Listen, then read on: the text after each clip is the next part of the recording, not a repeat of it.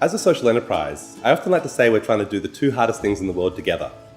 Firstly, found a sustainable business where 80% of startups fail in the first 5 years. And secondly, actually trying to change the world, a world which is often not very amenable to change. And yet, if you can pull it off, if you can create a model that produces both financial and social outcomes, then the world is truly your oyster and you have the possibility of creating change at an incredible scale.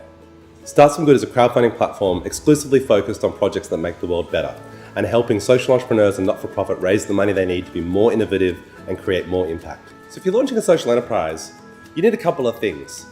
You need a business plan, or at least a business model. We never really had a business plan, which is to say we never really wrote it down as a fancy document. But we had a business model. We knew exactly how we were making our money and who we were making it from and what we needed to do to achieve that. But secondly, you also need an impact model. You need to be pretty clear on how you're creating social impact. Normally that either means that you're delivering your product and services or creating your product and services in a new way through more sustainable supplies or manufacturing processes, or that you're creating employment for people who otherwise struggle to find employment, or you're redistributing some of your profits in order to support good works run by a different organization in a different part of the world.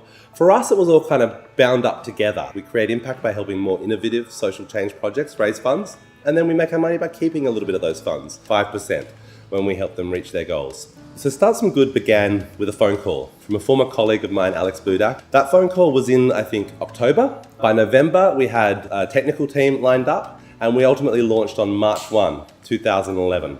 So only about 5-6 months since that first phone call.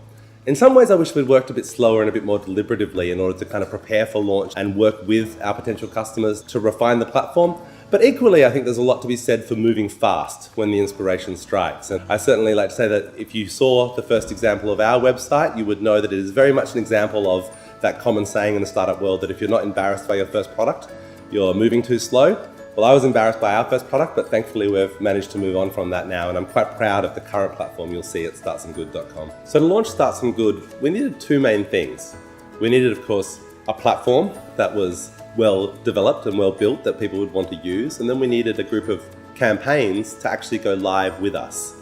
To gain the former, we worked through Alex's, my co-founder's, relationships and secured a couple of guys he'd gone to university with and who'd subsequently founded a web development firm to build it for us on an equity basis. One of the attractions of founding a for-profit social enterprise rather than not-for-profit is that you start off with an asset from day one, which is equity in the business. And that if you can convince people that that might be worth something someday, you can trade that for quite a lot of human capital. And for the second, we worked through both of our relationships to secure and convince projects that they wanted to launch with us rather than to use any of the existing platforms they could already see.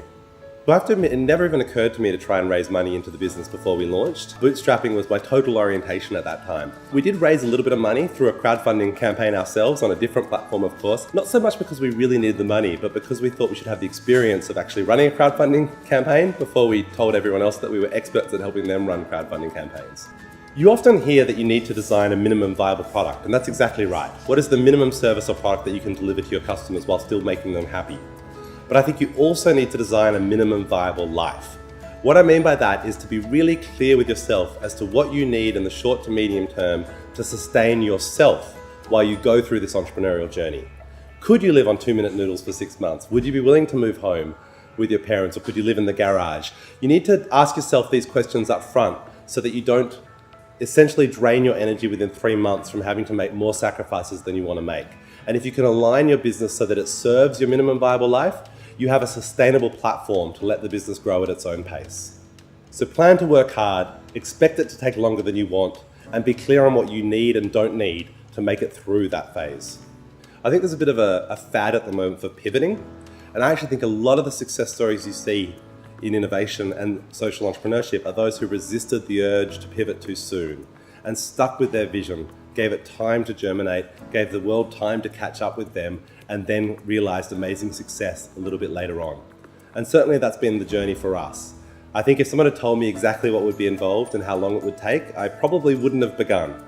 But now I'm here, I'm glad I had all the experiences we had along the way, and it's really refined us and I think made us a better company and me a better entrepreneur.